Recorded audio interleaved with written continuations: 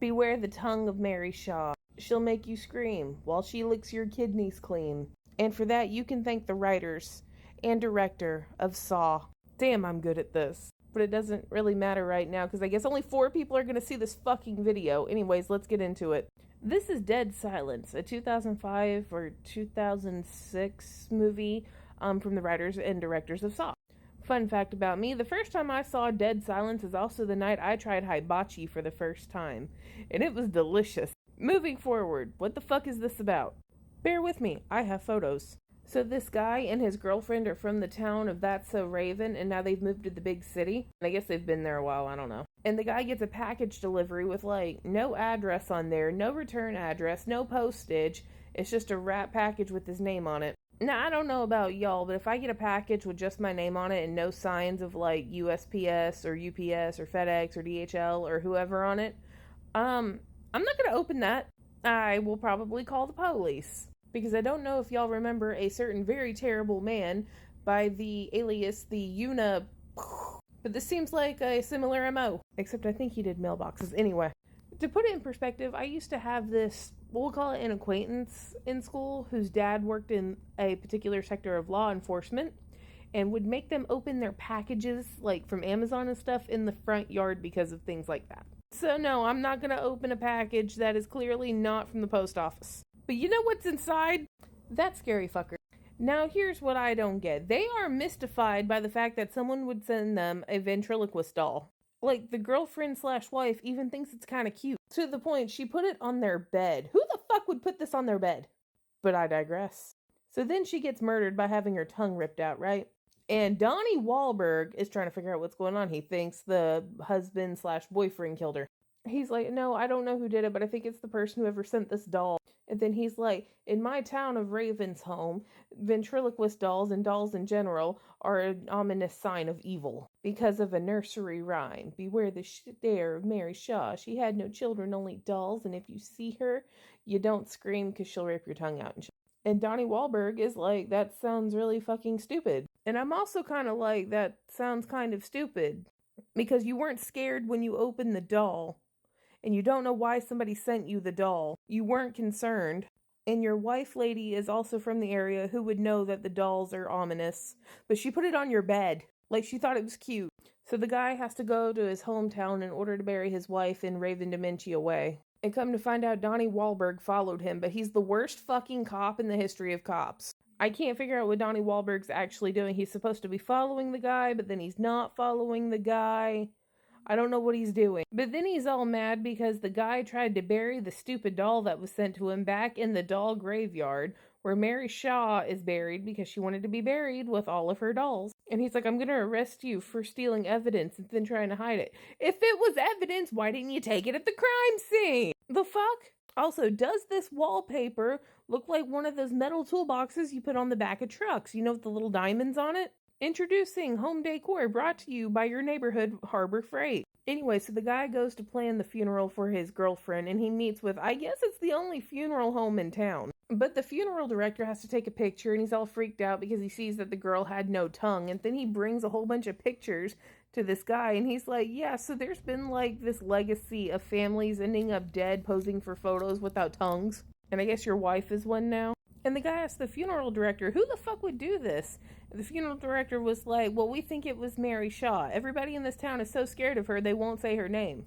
So let me take this from the beginning. The town is so afraid of the ghost of Mary Shaw that they won't say her name, but they aren't so afraid that they made a nursery rhyme and taught it to their children. Also, the number of time everybody has said her fucking name through this movie, if you were drinking, you'd be dead. But just to reiterate, they are so afraid they won't say her name, but they made a nursery rhyme, and then they taught it to their children, and then their grandchildren, because this was in 1940, and this is like 2006. We've had 60 years for the nursery rhyme to be passed down from child to child. But moving on. So the funeral director comes from a family of funeral directors, and he was alive in 1940 and happened to be at one of Mary Shaw's shows. Like, I guess it was like one of her last or some shit. Well, she is an unmarried, childless entertainer. So apparently the funeral director comes from like a long line of funeral directors. His whole family were like funeral directors. But he was there in 1940, the night she did one of her last shows, right? And at that show, somebody's asshole kid yells, "I can see your lips moving," at this poor woman, this poor unmarried, childless woman who just wanted to like make her bag and enjoy entertainment. And lo and behold, right after that, that kid goes missing, and everybody thinks it's Mary, and so they make her scream and they cut out her tongue, and that's how she died. Keep that in mind. And so in her will, she asked the funeral home to make her look like a living doll with like fake eyes and the little pieces in the corner of her mouth so she looks all ventriloquisty and shit, and to be buried with all 121 of her dolls. Which would be fine, but why did they have to exhume her coffin? Like, her coffin is covered in dirt and looks like it was just unearthed. Did they bury her and we have to re-unbury her? And the rest of the movie is like him trying to chase down the spooky ghosty lady to find out why she killed his wife.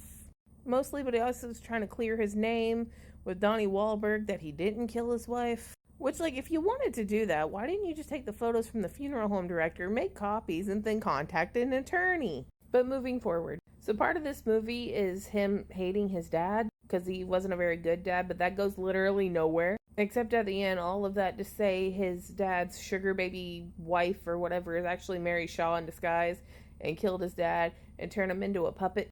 Because apparently that family was part of the kid that fucking ruined her career, who she did in fact murder.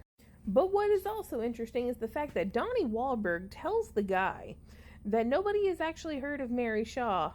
And the guy's like, yeah, they won't talk about her because they're scared. So what you're telling me is one of two things. Either A, that you're so scared of a person that they'll still make up a nursery rhyme, or B, which I'm starting to think it's more B, only the wealthy families in town knew. Because we're talking like his dad is definitely old money. And the kid that was kidnapped was supposed to be like in line for some kind of business. And like the funeral home director is going to know everything, especially if you're the only one in town. So what I'm getting at is that Mary Shaw is in fact a champagne problem. And one more thing. Peeky Boo, we see you.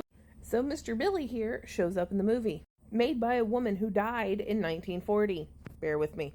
Saw, I think, takes place in like the early 2000s. I mean, that's when it was made, but it doesn't really give us a date. But what I mean is it takes place well after 1940 when Mary Shaw died, right?